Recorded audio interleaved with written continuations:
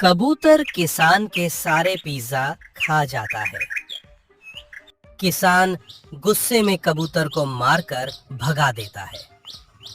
कबूतर भूख से तड़पकर रोने लगता है।